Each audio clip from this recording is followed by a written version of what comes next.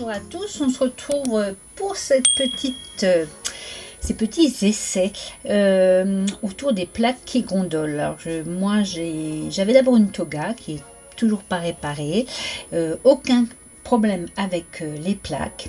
J'ai la petite Action, la nouvelle, celle-ci. Là, ça y est, les problèmes commencent, ça gondole sur la petite plaque. Donc la grosse, ça va, elle n'a pas bougé.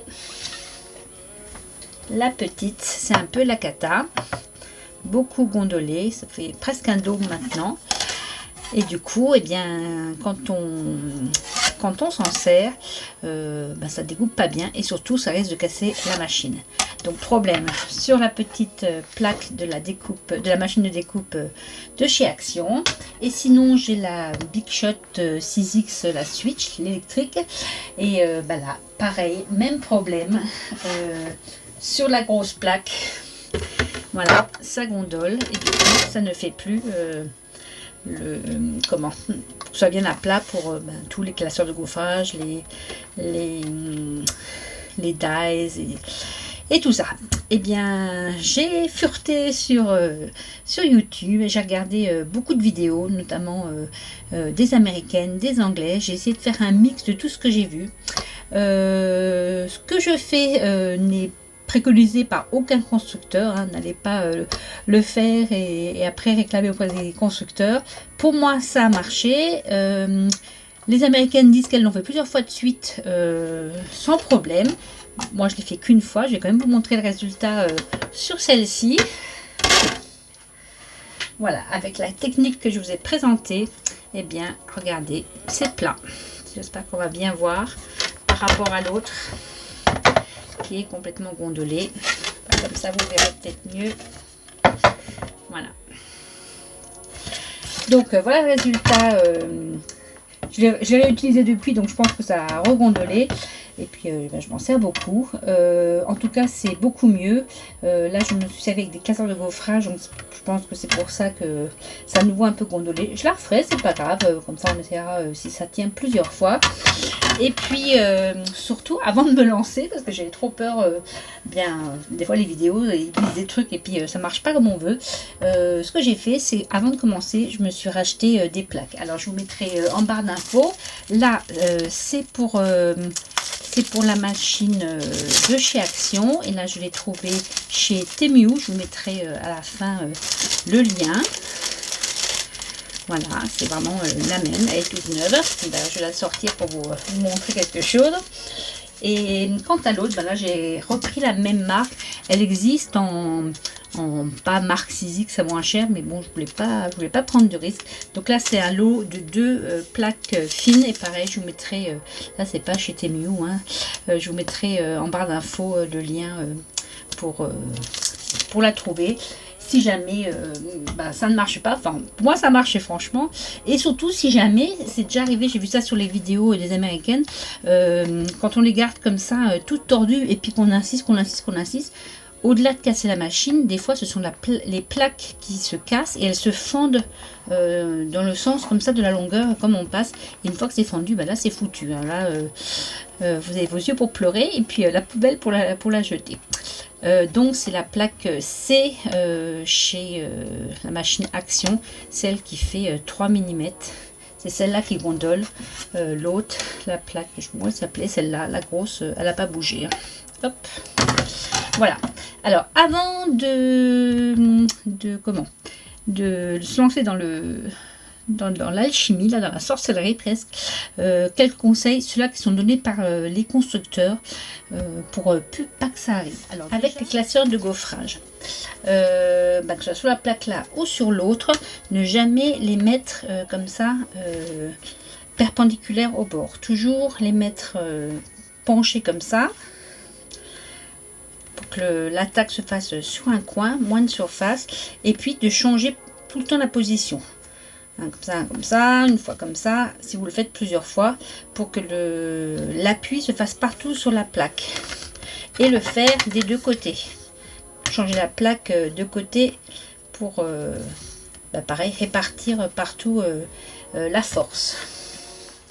Idem pour un dies. eh bien on ne le met pas tout le temps en haut à gauche ou en haut à droite comme ça. On le met un peu partout, son dies, on le change de position des deux côtés. Après je vous donnerai un truc à force quand les plaques sont abîmées comme ça. Si vous prenez des papiers tendres et que vous mettez un dies, ben, des fois tout ce qui s'est imprimé dans le plastique s'imprime dans votre papier tendre. Du coup c'est pas très joli, mais ça je vous donnerai un truc à la fin pour ça. Donc on le met un peu partout, on change la plaque de côté. Quand ça commence à se creuser comme ça, l'envie, voilà, il est vraiment trop creusé, là, je m'en sers plus.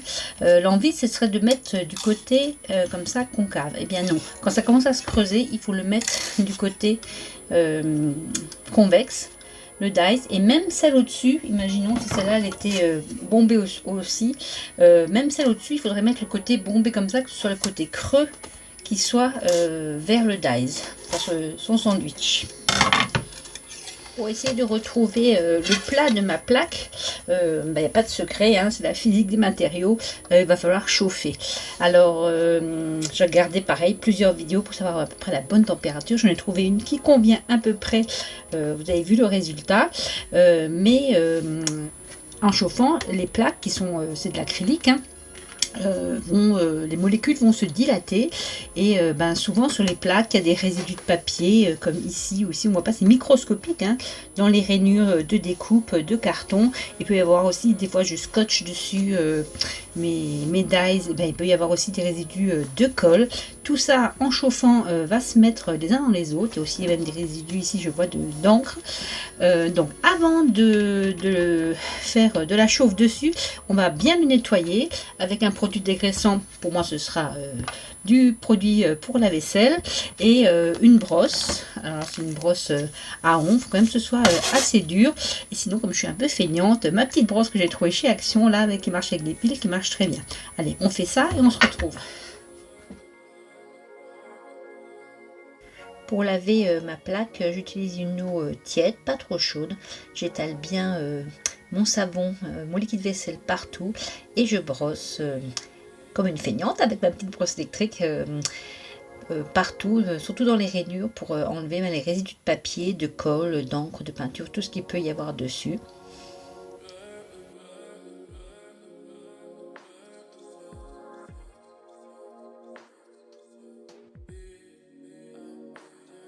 Je réitère l'opération de l'autre côté, pareil, en insistant bien là où il y a les rainures.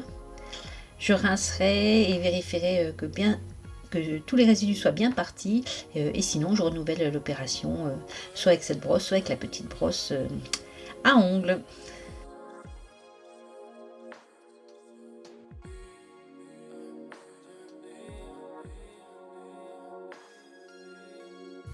Je rince soigneusement pour enlever tout le savon, parce que ça aussi, quand ça va chauffer, s'il en reste, ça va s'imprimer dans l'acrylique.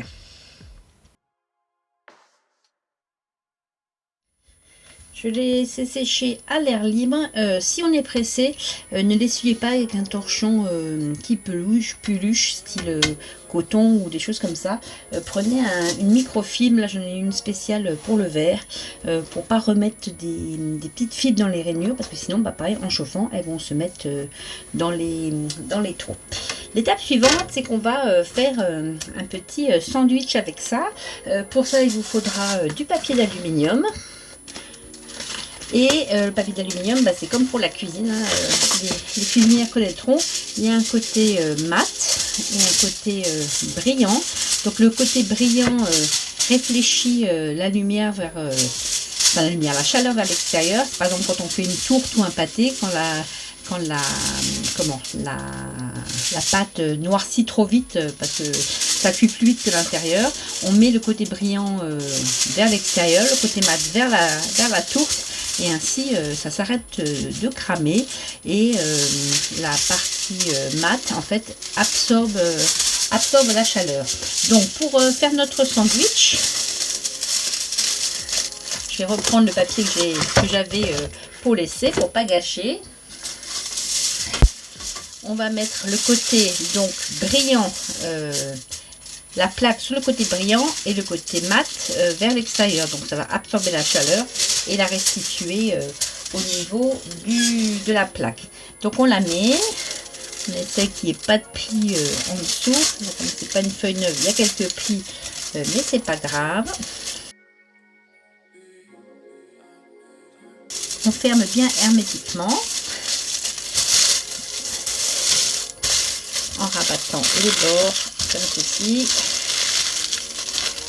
Pareil, on essaie de ne pas mettre sur la plaque nos plis pour ne pas faire de marque quand ça va chauffer.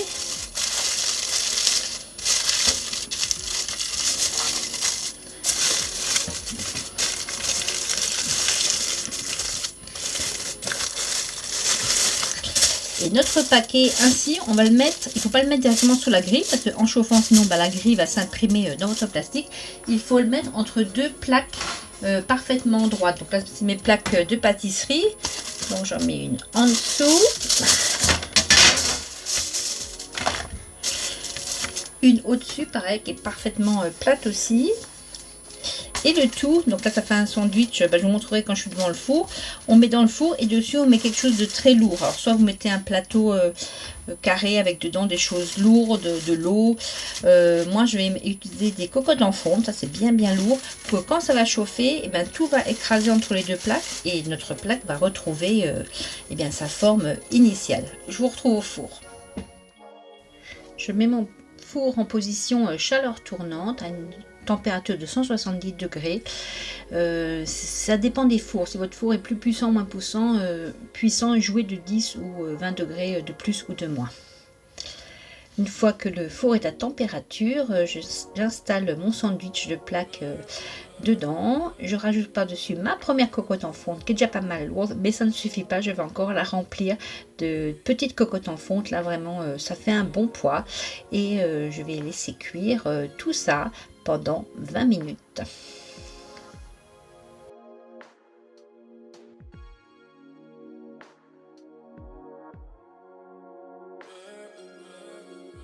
Au bout de 20 minutes, la cuisson est terminée.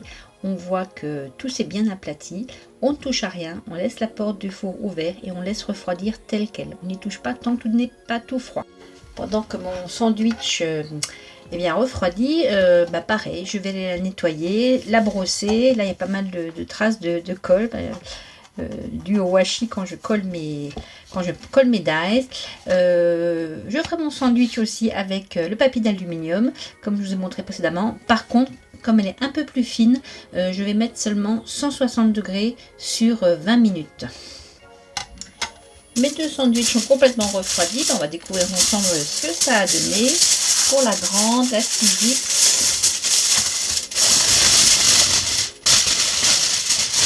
Voilà le résultat. On a récupéré quand même une... Ah, vous voyez là, ça a été un peu trop chaud. Je ne sais pas si vous voyez. Donc peut-être que 170, c'était un peu trop chaud. Sur l'autre plaque, ça ne me l'avait pas fait. Ou alors, mon truc n'était pas assez fermé. Bon, attention, erreur à ne pas faire. Peut-être un peu moins longtemps, un peu moins chaud. Et bien fermé.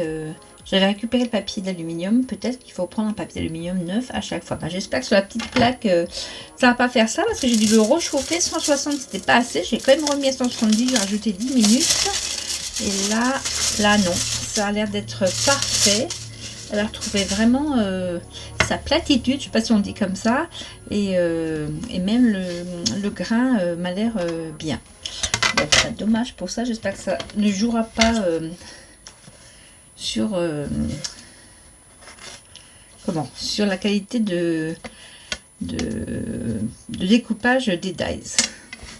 Ça n'a pas pris d'épaisseur, il y a plein de petites bulles qui sont mises dedans. Donc attention de bien fermer, qu'il n'y ait pas d'ouverture d'air. Je pense que c'est là où le papier d'aluminium était un peu déchiré comme je l'avais réutilisé. Et je pense que la chaleur a dû se mettre différemment, moins uniformément qu'ailleurs. Donc attention, ne faites pas comme moi, prenez un papier d'aluminium neuf si vous refaites l'expérience. Voilà, et bien on va les tester pour voir s'ils fonctionnent bien. Premier essai avec la grande 6X. Donc ça c'était ma première plaque que j'avais fait chauffer, où j'avais récupéré presque totalement la platitude de la plaque. Et là donc la deuxième où j'ai eu un petit coup de surchauffe, je pense. J'espère que ça ne va pas... interférer sur les découpes. De toute façon, comme je l'ai montré au début, j'ai racheté une plaque si jamais ce genre de choses m'arrivait. Voilà, alors on va mettre un dies et on va tester tout de suite. Je ne peux pas n'importe où. Voilà.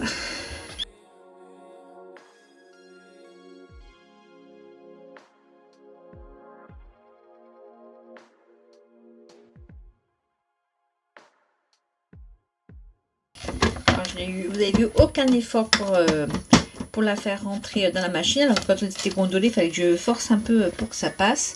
Et apparemment impeccable. Hein, ça a super bien coupé. Il n'y a pas de défaut de découpe. Donc bon, concluant pour les grandes plaques. Juste faire attention aux surchauffes comme ça m'est arrivé à moi. Et maintenant on va tester avec la petite machine de chez Action. Donc j'avais la première plaque qui elle plus épaisse ne s'était pas déformée. La plaque blanche en dessous. Je vais refaire le même test avec le même dies.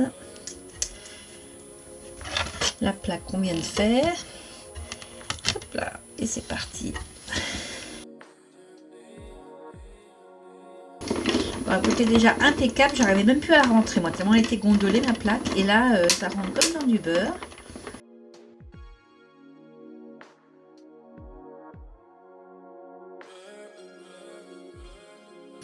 La découpe est parfaite aussi. Je vois juste que vous voyez, ces plaques là elles sont pas super bien parce qu'en un passage elle se remet à gondoler. Donc le prochain coup je ferai l'inverse, je mettrai comme ça la partie creuse avec mon dies ou mon dossier de gaufrage et celle-ci par au dessus pour essayer de récupérer la platitude de la plaque. Et sinon franchement je pense que ça a encore mieux marché qu'avec la Sizzix, la petite plaque. Je essaierai de la réchauffer plusieurs fois si elle se regondole comme avant. Maintenant le petit truc quand on a des plaques comme ça très abîmées, chose promise, chose due, je vais vous le montrer tout de suite. Pour l'essai, j'ai pris ce papier métallisé nacré qui est très tendre de chez Nuvo. J'ai déjà eu le problème. Je vais vous montrer ce que ça fait quand on n'applique pas le petit truc. Donc, je mets mon dies, je mets la plaque très abîmée.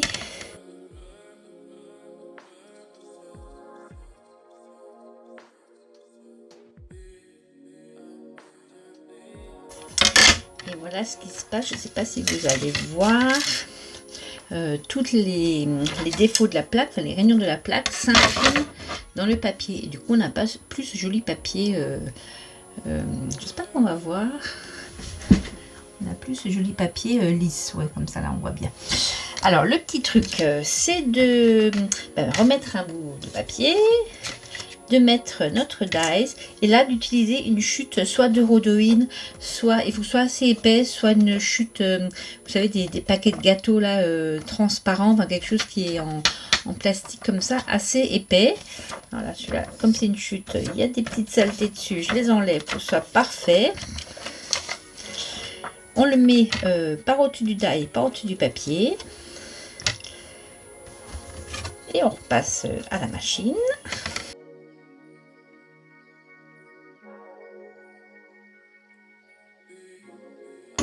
C'est un peu plus dur parce qu'il y a une couche supplémentaire avec le rhodoïde. Et voilà, en fait c'est le rhodoïde qui a pris les marques de la plaque et le cœur, lui, il est beaucoup mieux par rapport à l'autre. Je vais vous montrer, je ne sais pas si on va voir la différence avec les reflets. Bon, c'est pas flagrant à la caméra, mais je vous assure que celui-ci, on voit toutes les petites marques. Et celui-là, il est presque parfait. Voilà. Écoutez, j'espère que cette vidéo vous aura été utile si, comme moi, vous avez ce même problème de plaque qui gondole. L'essai pour moi est tout à fait concluant, à part pour ma plaque Sizzix où j'aurais dû reprendre un papier d'aluminium neuf pour qu'il n'y ait pas trop, parce que vous avez vu, il y a eu un petit coup de surchauffe. Apparemment, ça ne joue pas sur la qualité des découpes. Je l'ai testé encore plusieurs fois avec le classage tout ça, mais je pense que ça va aller. Comme promis, je vous mettrai en lien si vous avez cassé vos plaques ou si vous en avez besoin, le lien pour la petite plaque, celle-ci, chez Temu. Pour les plaques Big Shot petites Switch, je les avais prises chez Amazon. Je vous mettrai tous les liens en bas pour les retrouver. Et puis je vous dis à bientôt pour de nouvelles aventures. Salut Peace